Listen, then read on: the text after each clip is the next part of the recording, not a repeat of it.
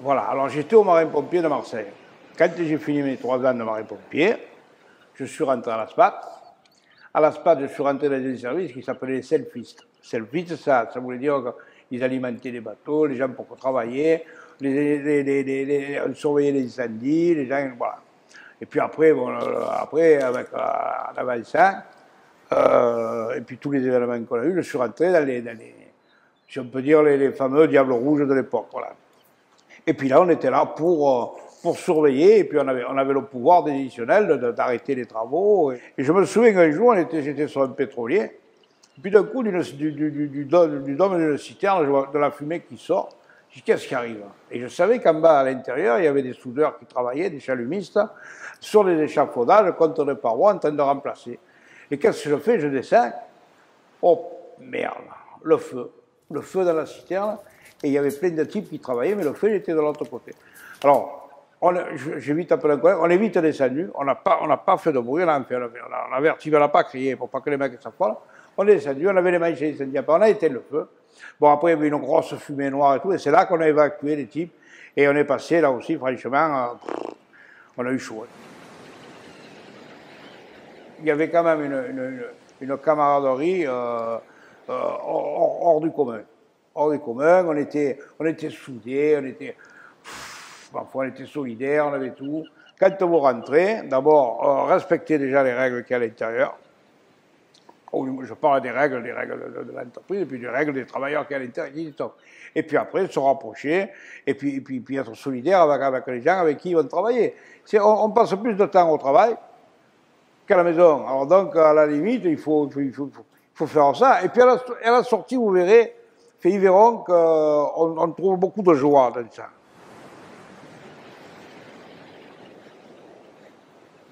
Bon, je suis rentré en 1982 sur le port de Marseille. On travaillait pour la CMR, Compagnie Marseillaise de Réparation, tout ça. Donc, ces sociétés de réparation navale avaient beaucoup de personnes qualifiées.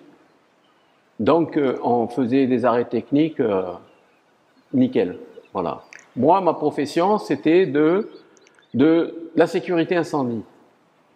Donc, je formais des pompiers au bataillon des marins-pompiers de façon à les mettre sur les bateaux pour surveiller les travaux à chaud et tout ça. En 40 ans, je sais pas, on a eu juste un accident, un mort, c'est tout bêtement, quoi. Mais après, le service sécurité était tellement bien déployé, tellement bien organisé, tout ça, que il y avait tous des gens compétents. Donc, on n'avait presque pas d'accident de travail. Et les soudeurs, les tuyauteurs, les mécaniciens, tout ça, les électriciens, étaient des gens qualifiés. Donc, on n'avait pas beaucoup de problèmes.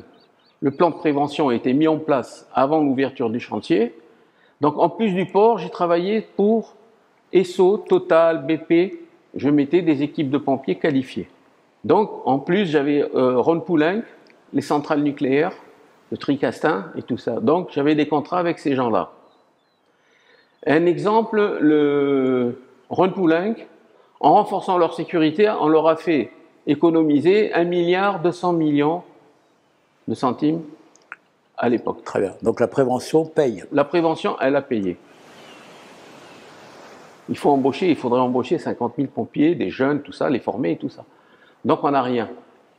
Voilà. Il y a peut-être... À Marseille, il doit y avoir, l'année dernière, j'ai fait une demande, il y avait presque 70 pompiers de métier au chômage. J'en ai convoqué une dizaine, j'en ai pris que 2.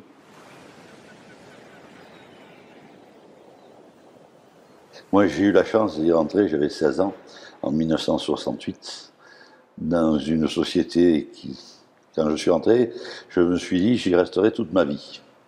Malheureusement, les chantiers navals ont fermé dans le secteur et c'était une société qui fabriquait des hélices de taille gigantesque. On a fabriqué la plus grosse du monde, 11 mètres 40, 76 tonnes finies, 120 tonnes coulées en 17 minutes. C'était monstrueux, magnifique à voir. Et malheureusement, un jour, ça s'est arrêté. On a fait des hélices pour les plus gros bateaux, Batius, Bellamia, Paul Guillaume, celle du France. Et ça a fonctionné. Les bateaux attendaient leurs hélices, les bateaux attendaient nos interventions. Chose que l'on ne voit plus aujourd'hui. Et aujourd'hui, l'entreprise existe plus, mais elle est repartie sous un autre nom, toujours au même endroit. Un 23 décembre à 17h, j'ai reçu un appel de l'arsenal de Toulon, suite à une avarie sur une hélice. 23 décembre, 17h30, monsieur, vous êtes bien, monsieur Martin? Oui, on vous attend à l'arsenal de Toulon. Pardon, on vous attend à l'arsenal de Toulon, il faut venir maintenant. Quand je suis arrivé, j'ai trouvé une hélice du bateau Floron de notre pays, avec une pale en moins, et on m'a demandé ce que je pouvais faire.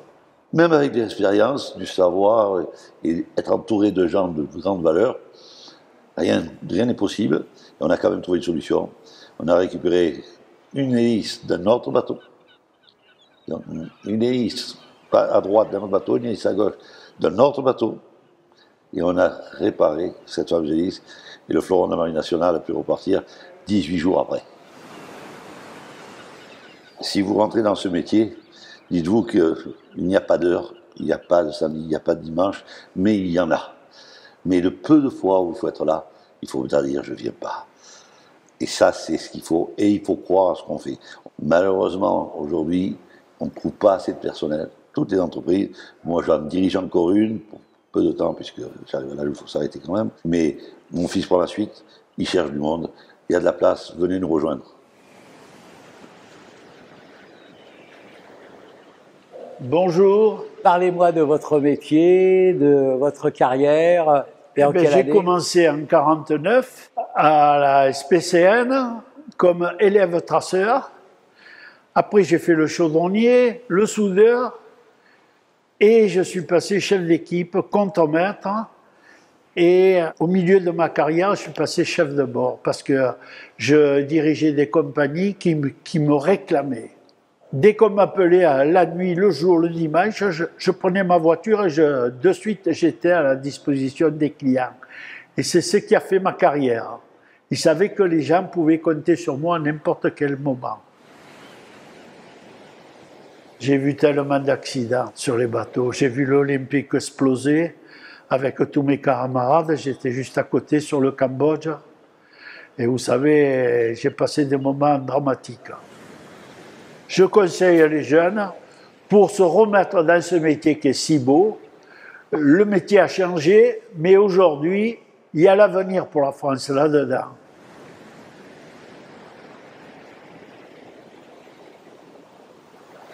Mon premier rapport avec la réparation navale, c'est quand je suis née, le jour de ma naissance. Parce que le jour de ma naissance, mon père était à bord d'un navire en train de discuter avec un armateur.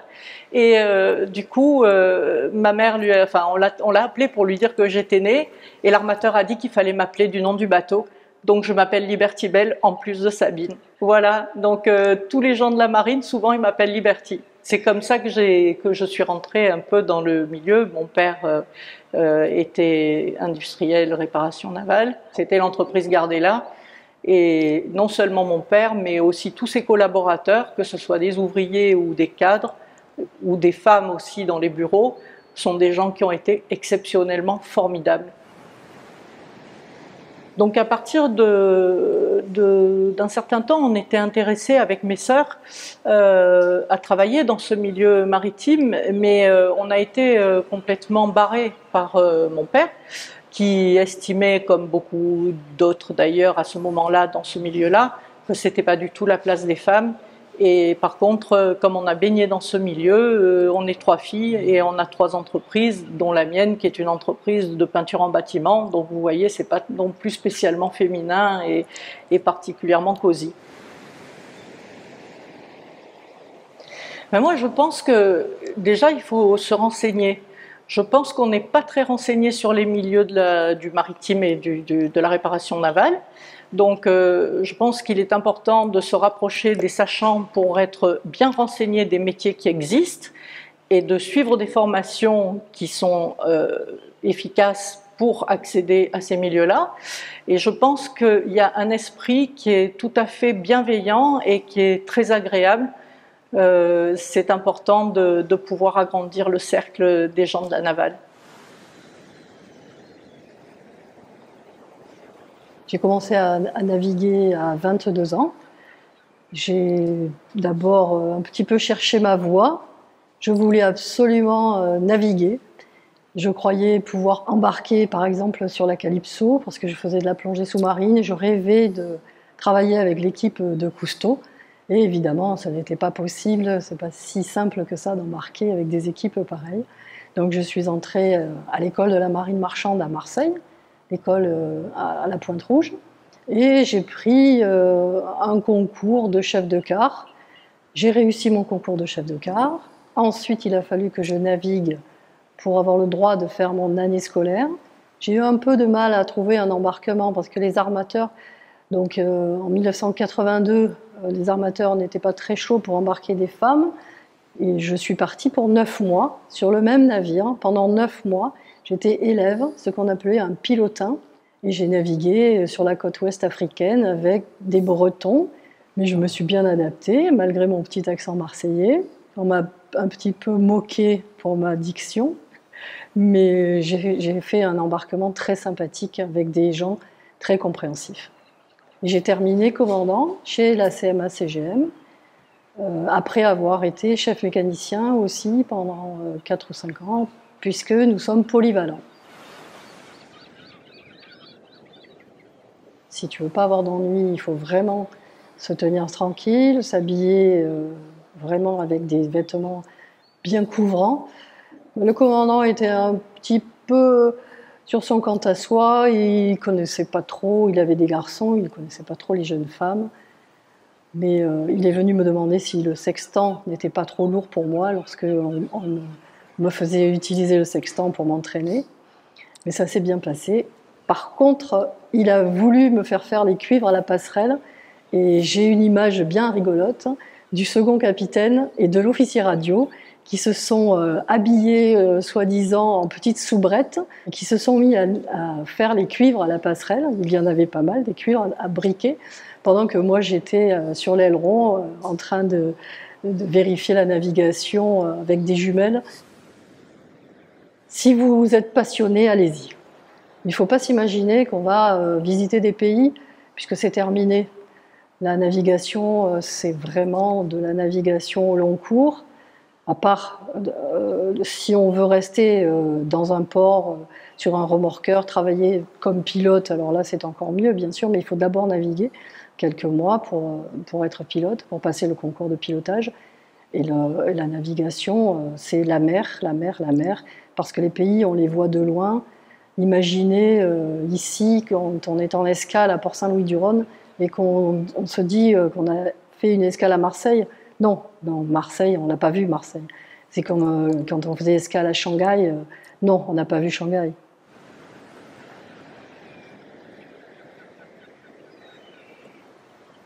J'ai commencé assez jeune. Dès qu'on finissait l'école, le collège, on allait au travail. À mon grand regret, parce que moi je pensais être en vacances, mais j'étais obligé d'aller travailler parce que pour les besoins de la famille, et puis on n'aimait pas trop les feignants, il fallait travailler. Je suis rentré à Groignard dans la chaudronnerie. On était 3 ou 4 jeunes à rentrer et on m'a mis de suite avec les traceurs. Et j'ai commencé ma formation de traçage, disons donc, c'était le traçage naval qui était assez particulier par rapport à ce que j'avais appris à l'école. C'est un métier qui m'a toujours plu, parce que c'était diversifié. On superposait les 3 vues des navires, c'est-à-dire le longitudinal, le vertical et les coupes, tout. Il fallait dire qu'on était 18 traceurs, là. Moi, comme j'étais assez méticuleux dans mon boulot, mais je n'étais pas rapide, hein, ça il faut le dire. Hein. J'étais avec un copain qu'après c'est devenu mon chef, c'était Marius Couturier, et on allait boire le Viandox chez les dockers. Alors là, je peux vous dire que c'est une anecdote qui m'a marqué, parce que quand après j'ai gravi les échelons, je suis passé au bureau de fabrication, je faisais le traçage 10e, tout ça. Et bien souvent, avec mon copain là, que je vous ai cité tout à l'heure, on se mettait à la fenêtre et on se rappelait ces moments difficiles quand nous travaillons dans les docks,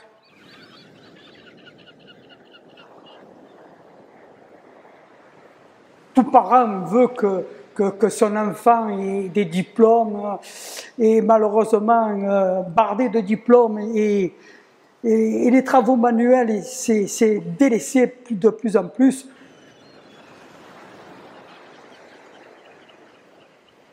Alors, je suis rentré, j'avais 24 ans, en 1971, et j'avais fait des études de commerce et de finance. À l'époque, on disait surtout de comptabilité, la finance c'était bien différent. Et je suis entré dans un département qui n'avait rien à voir avec la réparation navale, qui était les chantiers extérieurs. On travaillait sur les centres atomiques, on allait un peu partout dans le monde. Et j'ai rencontré Pierre Thérin avec une première rencontre qui a été vraiment un choc d'un homme qui m'a avoué ne pas savoir ce que j'avais fait et quels étaient le contenu de mes études, mais il m'a dit surtout, vous faites ce que vous voulez, tant que vous savez. Et puis jusqu'au jour où effectivement il y a eu la grosse catastrophe en 1977 où les cadres dits supérieurs de l'époque sont tous partis en courant. Et Pierre m'a dit, il faut que vous me donniez un coup de main. Donc je me suis retrouvé avec lui au ministère des Finances en face de Jean-Claude Trichet et de Raymond Barre, et j'étais mort de trouille. Ce qui m'a beaucoup frappé, c'est que Pierre Thérin était un monsieur qui se souvenait des bonnes choses. Et 15 ou 20 ans après, quand je travaillais dans l'audiovisuel, chez Atelier Sud Vidéo, Pierre Thérin est venu m'embrasser, il m'a dit « Je n'oublierai jamais, jamais, jamais ce moment ». Et en 2000 et des poussières, j'ai marié ma plus jeune fille. Et c'est lui qui a appelé le premier, en se souvenant de tout ce qui s'était passé. Et ça, c'est de la part d'un grand monsieur qui a été abandonné par plein de gens, ça fait du bien.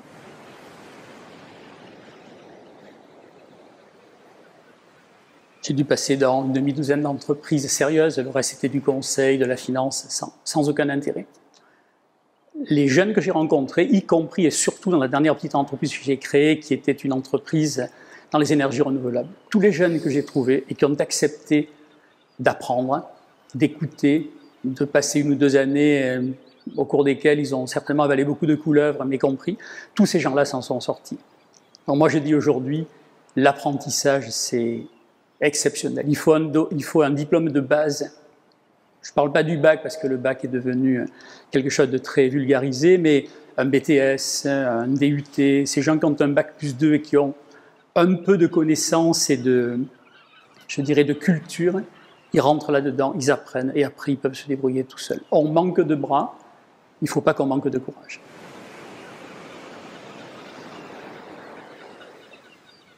C'est un bar-restaurant où les gens viennent déjà pour boire leur café. D'abord, le café, très bon café d'ailleurs. Le petit café du matin. Le petit café du matin, ça commence comme ça. Bon, après il y a les sandwichs, bien sûr, et les plats. La restauration, donc les plats qui sont faits avec le plat du jour à l'ancienne. Moi, je suis là depuis les années 75, 76, oui. Tout le monde se connaît. Voilà, et bien sûr, c'est un lieu de rencontre entre les gens, les chefs d'entreprise, les gens qui réparent les bateaux, qui viennent pour la réparation de l'extérieur. Qu'est-ce qu'il y a encore? Les gens de bureau, bien sûr. Un peu tout ce qu'il y a autour du port et même au-delà. Ça reste familial quand même, oui.